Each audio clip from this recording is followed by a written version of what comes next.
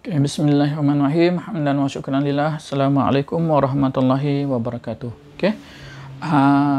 Malam ini saya terpaksa menumpang bilik anak saya sebab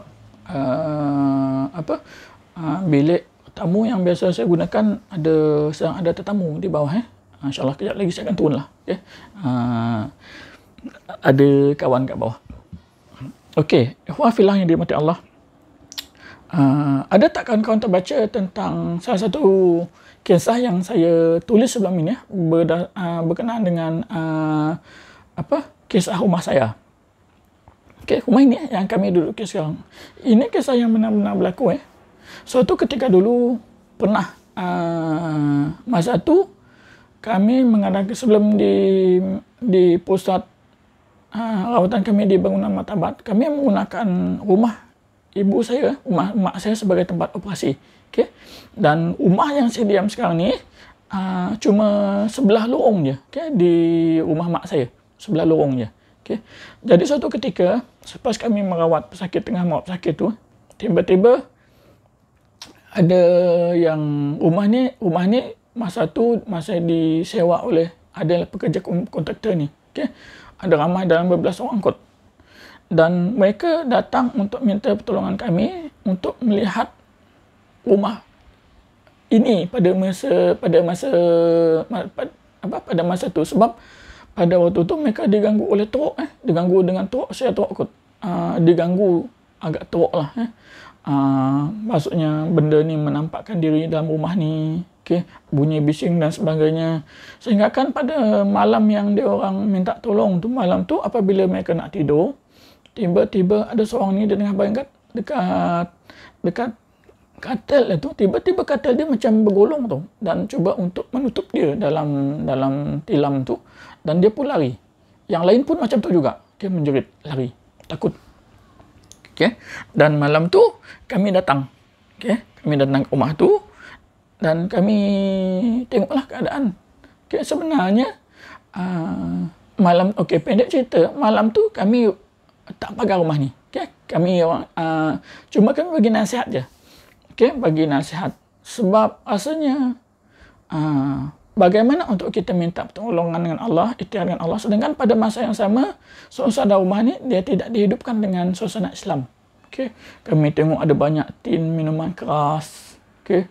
Lepas tu makanan bertaburan, minuman bertaburan, singki, pinggan semua tak berbasuh. Jadi kami minta lah, cuma kami beritahu syaitan ni tempat dia suka adalah tempat yang kotor dan sebagainya. Jadi kena ubah cara kalau kita tinggal di tempat orang. Okay? Dan alhamdulillah mereka menerima pendapat kami, walaupun mungkin ada yang terasa, walaupun terasa, tetapi alhamdulillah mereka dapat terima dengan hati yang terbuka. Cuma sebelum tu mereka ada minta berjumpa dengan jiran, untuk ada seorang makcik ini dia panggil ke rumah, okay? Untuk minta tolong, minta pendapat dan sebagainya. Tengah mereka bercerita dekat orang tamu, tiba-tiba TV di orang tamu tiba-tiba terbuka, dan mereka semua terkejut. Cari tengok siapa yang buka TV ni semua. Ternyata remote TV, remote Astro ada di atas meja di hadapan diorang. Lepas tu makcik tu angkat terus balik. Okay? Dan alhamdulillah lepas daripada malam tu kami tak ada dengar bunyi komplain apa lagi tentang rumah ni. Dan pernah semasa kami beli rumah ni, saya dan isteri pada tahun 2008 kot. Okay? 2008 ke 2009 masa tu. Okay. Dan adalah jiran beritahu, Malik, kamu tak apalah tinggal kat sini. Kamu kan boleh je kalau nak pagar rumah.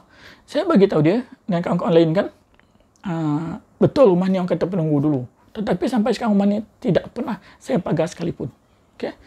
Dan alhamdulillah sepanjang kami tinggal di sini hampir 10 tahun, 11 tahun, tidak pernah langsung ada gangguan yang kami terima. Okay?